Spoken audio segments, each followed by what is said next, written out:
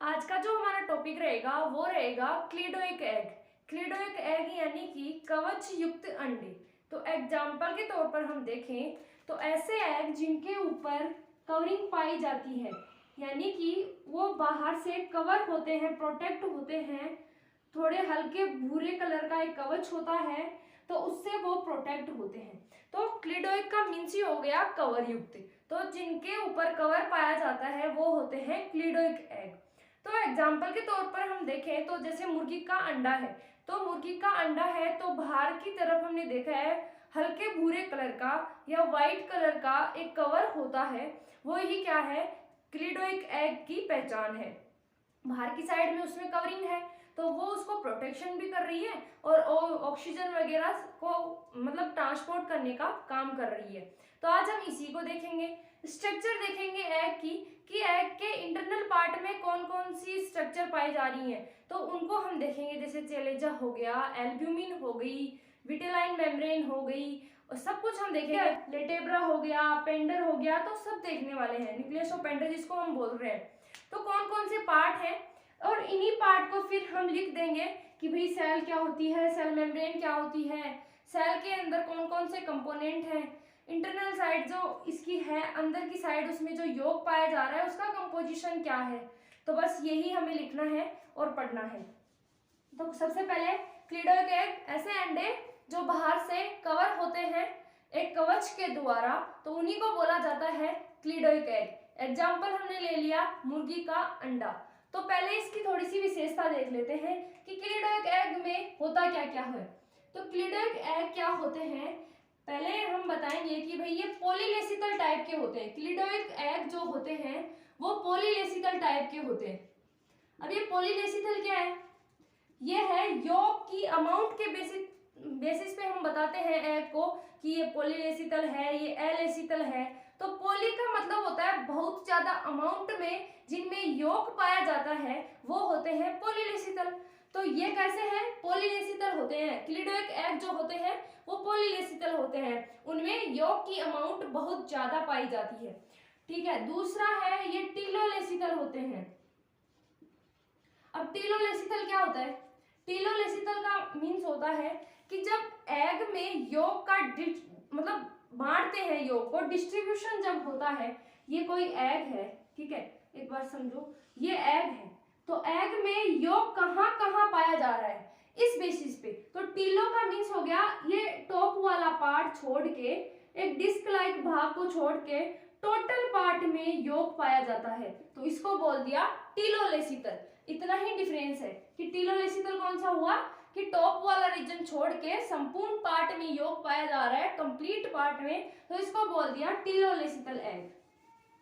अब हम देखने वाले हैं कि ये टीलोलेसिकल बाहर की साइड में इनमें कैल्शियम कार्बोनेट की कवरिंग पाई जाती है, CaCO3, जिसको हम बोलते हैं कैल्शियम कार्बोनेट। ठीक है, कैल्शियम कार्बोनेट, इसकी कवरिंग पाई जा रही है, ये जो कि एक कठोर कवच होता है, कठोर आवरण पाया जाता है। तो अब हम देखते हैं, अब एग जो होता है उसमें होता है, एक तो होता है ब्रॉड पार्ट पीछे की साइड, एक होता है नैरो पार्ट एंटीरियर साइड में। तो जो एग का एंटीरियर साइड का जो नैरो पार्ट है उसको बोला जाता है एनिमल पोल। एंटीरियर साइड में animal pole, A for animal pole, anterior side में। पोस्टीरियर साइड के अंदर जो ब्रॉड पार्ट दिखा रखा है वो है वेजिटल पोल, लिख लेना इसको, वेजिटल पोल। एनिमल पोल और वेजिटल पोल, इसमें दो पोल पाए जाते हैं।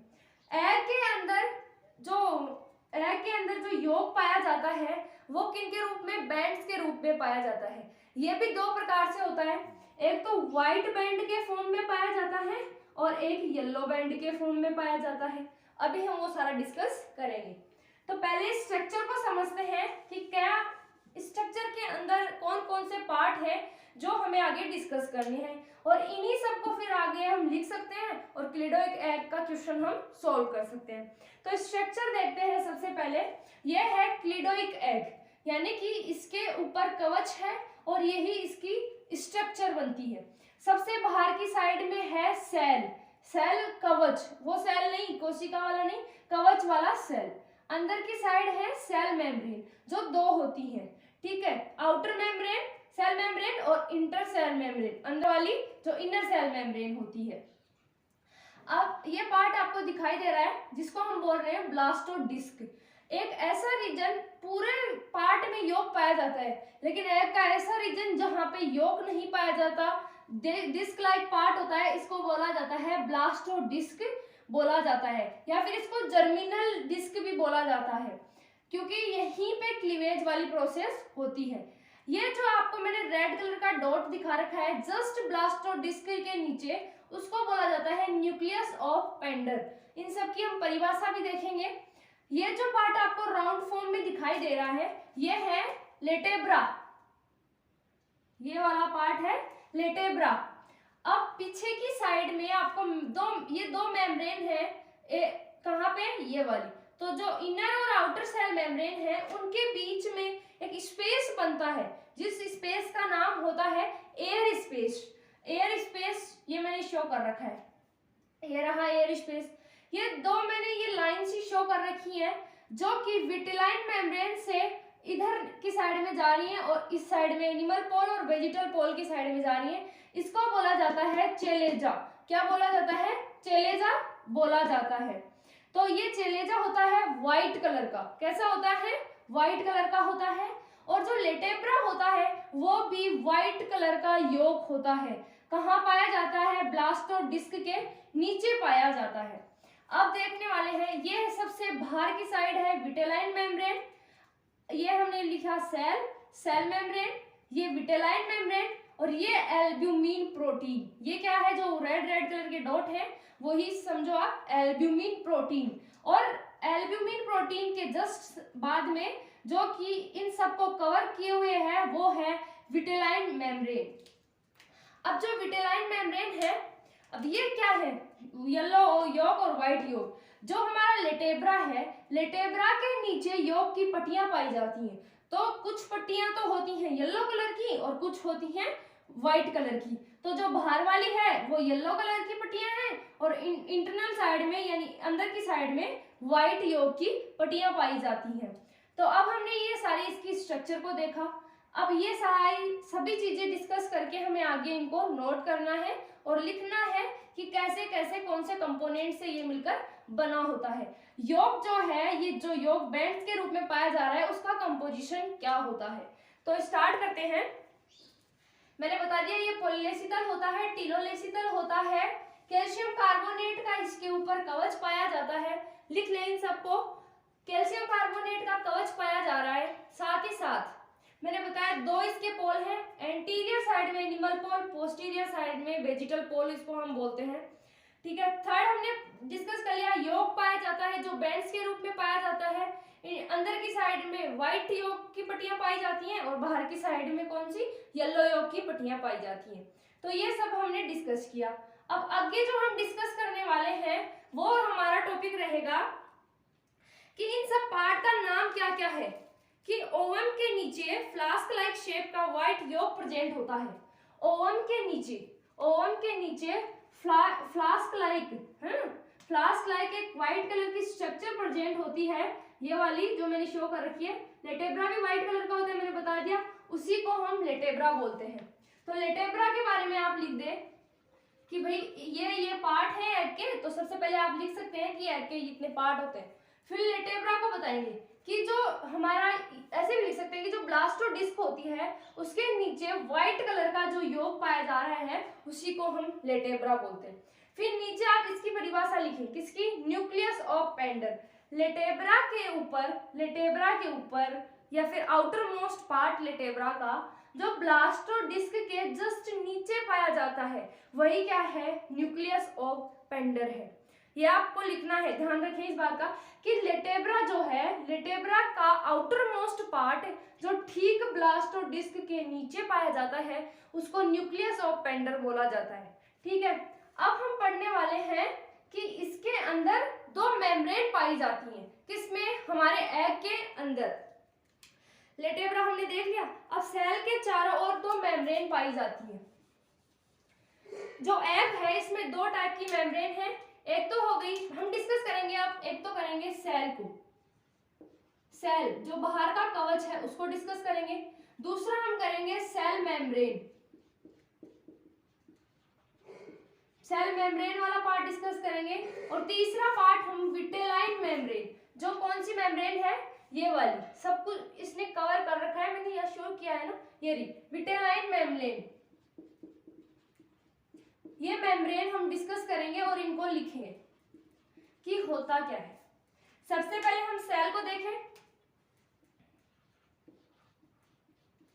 आउटर मोस्ट पार्ट, ये वाला सबसे बाहर का कवच, यही हमारा क्या है, सेल है, जिसको हम बोलते हैं कवच। अब इसमें क्या करना है, इसको बताना है भाई बना किससे है ये, क्या इसके ऊपर पोर पाए जा रहे हैं, उनका नाम क्या होता है, ठीक है, कितने पोर पाए जाते हैं, उन पोर की साइज क्या होती है। तो सबसे पहले जो सेल है हमारी, कवच है, वो बना होता है कैल्शियम कार्बोनेट से, मैंने पहले भी इसको डिस्कस किया है, ठीक है, कैल्शियम कार्बोनेट से ये बना हुआ है, इसके ऊपर पोर पाए जाते हैं, ऐसे पोर पाए जाते हैं। तो पोर जो पाए जा रहे हैं, उन पोर को हम नाम देंगे माइक्रोपाइल, पोर्स का नाम ध्यान में रखें, माइक्रोपाइल्स इनको बोला जाता है, जो पोर इनमें पाए जा रहे हैं ऊपर की साइड, उनको माइक्रोपाइल्स बोला जाता है। ये पोर की संख्या होती है 4000 से लेकर 17000 तक, एक एग में, एक एग सेल में ये क्या पोर पाए जाते हैं, एक एग के अंदर 4 से 17000 तक माइक्रोपाइल्स पाए जाते हैं, ठीक है। इन पोर को हम क्या बोलते हैं, माइक्रोपाइल्स बोलते हैं, और एक के अंदर 4 से 17000 तक माइक्रोपाइल या माइक्रोपोर पाए जाते हैं। तो ये हमने डिस्कस किया। अगला हम डिस्कस करते हैं कि जो ये है, इसकी साइज होती है 0.04 से 0.05 mm। ये जो पोर मैंने बताया सेल के ऊपर, कवच के ऊपर पाए जा रहे हैं, उनकी ये साइज होती है। ये काम क्या करते हैं, O2 व CO2 एक्सचेंज का ये काम करते हैं, किसके अंदर, एग के अंदर। तो ये हो गए सेल कवच, कैल्शियम कार्बोनेट का बना होता है, इसमें पाए जाने वाले पोर को माइक्रोपाइल कहा जाता है। 4000 से 17000 तक एक एग में माइक्रोपाइल पाए जाते हैं। एक जो पोर होता है उसकी साइज बता रखी है 0.04 से 0.05 mm। ऑक्सीजन में CO2 का ये एक्सचेंज करने का काम करते हैं, ठीक है। इतना हमने डिस्कस कर लिया। अब ये हो गई सेल। अब हम सेल मेम्ब्रेन को देखेंगे, इसको हटा देती हूं मैं।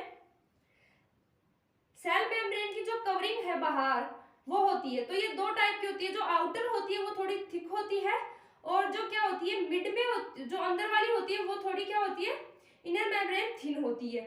तो ये हम देखते हैं। तो अब हम सेल मेम्ब्रेन को डिस्कस करते हैं। सेल हो गया हमारा, अब सेल मेम्ब्रेन को करेंगे discuss. Cell membrane, outer cell membrane,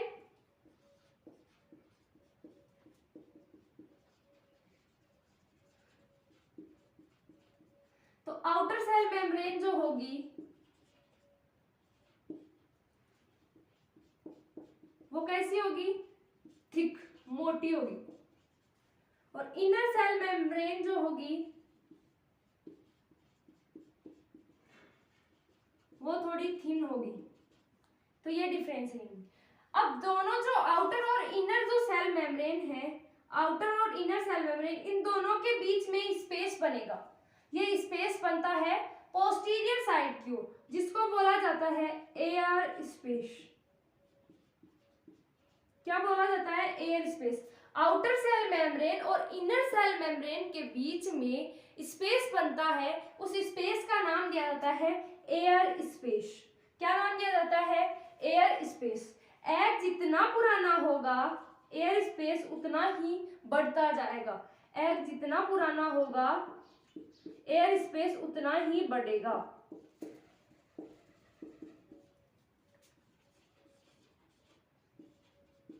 sorry, air space.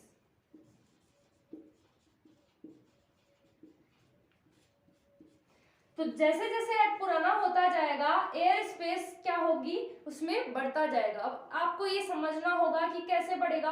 तो जैसे जैसे एग क्या होगा, बढ़ेगा, मतलब एज बढ़ेगी एग की, तो उसमें क्या होगा, पुराना होता जाएगा, तो योग की अमाउंट धीरे धीरे कम होती जाएगी, क्योंकि उसको न्यूट्रिशन के रूप में जो उसमें एम्ब्रियो बन रहा है वो काम में ले लेगा, तो उसका जो योग तो हो जाएगा कम, तो स्पेस बढ़ता जाएगा धीरे धीरे। ठीक है, तो ये होता है। अब हम करेंगे विटेलाइन मेम्ब्रेन को डिस्कस, कि जो ये विटेलाइन मेम्ब्रेन होती है वो क्या होती है। तो हम इसको देखते हैं, ये द्वारा होता है, जो ना रेडिएटा से ये बनती है, क्या, विटेलाइन मेम्ब्रेन। कौन सी, विटेलाइन मेम्ब्रेन किससे बनती है, जो ना रेडिएटा से बनती है। जो ये विटेलाइन मेम्ब्रेन है हमारी, ये क्या करती है, जो एल्ब्यूमिन है और यॉक है उसके बीच में वाटर प्रेशर को मेंटेन करती है। ठीक है, वाटर प्रेशर को मेंटेन करती है, किसके बीच में, यॉक और एल्ब्यूमिन के बीच में।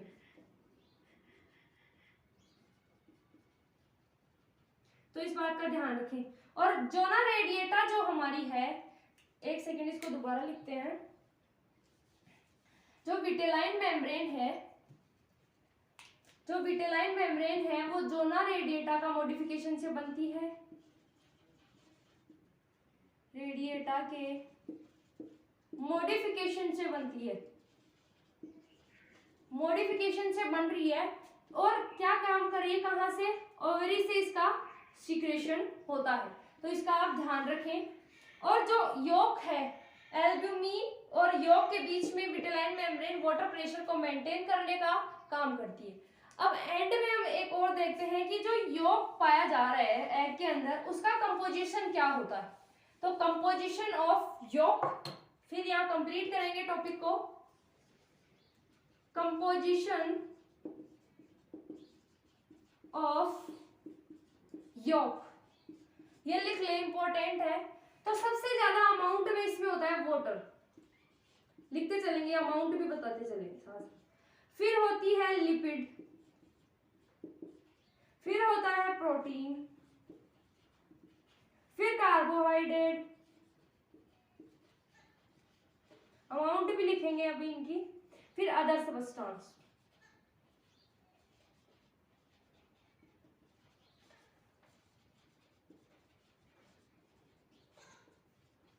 तो वाटर कितनी अमाउंट में, 48.7, लिपिड कितना, 32.6, प्रोटीन कितना, 16.6, कार्बोहाइड्रेट कितना, 1%, और 1.1% अदर सब्सटेंस इसके अंदर पाए जाते हैं। तो ये हो गया यॉक का कंपोजिशन, यॉक के अंदर ये सब कुछ पाया जाता है। और ये मैंने डायग्राम को अच्छे से डिस्कस कर लिया, सेल को सेल मेम्ब्रेन है, विटेलाइन मेम्ब्रेन को कर लिया, एल्ब्यूमिन जो है वो प्रोटीन होती है, तो सब हमने डिस्कस कर लिया है। तो क्लिडोइक एग यहाँ पे होता है कंप्लीट। तो उम्मीद है ये वीडियो आपको पसंद आया होगा। अगर वीडियो पसंद आए तो इसको लाइक करें, शेयर करें और चैनल को सब्सक्राइब भी करें, ताकि आगे आने वाले यूजफुल वीडियो आपको मिलते रहे। धन्यवाद।